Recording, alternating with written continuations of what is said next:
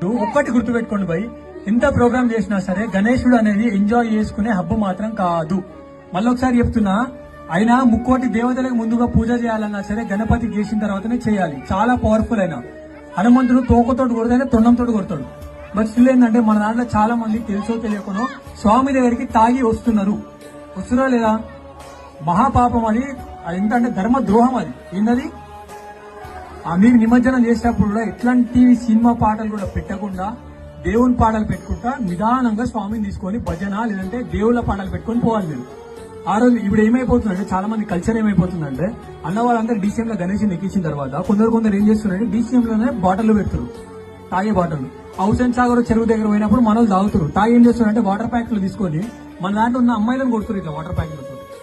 బాలగంగాధర తిలక్ గారు గణపతిని ఇట్లా బయట ఎందుకు పెట్టాలి అని అంటే మన హిందువులను ఒకప్పుడు బయటికి రానియకపోతే బ్రిటిష్ వాళ్ళు మన భక్తితో పాటు మన ఐక్యత పెరగాలని చెప్పేసి ఇట్లా గణేశుని యొక్క మండపాలు పెట్టి మన ఐక్యత చేస్తుండ్రు. మనం ఏం చేస్తున్నాము అంటే ఇక్కడికి వచ్చి డాన్సులు ఆడుతున్నాం, సినిమా పాటల్లో డాన్సులు ఆడుతున్నాం, టీషర్ట్ రోజు తాగుతున్నాం, దుంకుతున్నాం, ఎగురుతున్నాం. దానివల్ల గణేశునికి చాలా అంటే చాలా బాధ అనిపిస్తుంది ఆయనకి.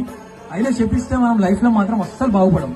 కాబట్టి ఎవ్వరు కూడా దయచేసి పోయేట రోజు చాలా నీట్ గా నిదానంగా సినిమా పాటలు పెట్టకుండా పోతారా? యూత్ మీరు కూడా అందరు కమిట్మెంట్ తీసుకుంటారా? యూత్ అందరూ తీసుకుంటే మన చేతులు ఇవ్వడాలి పోయి మీరు నిజంగా.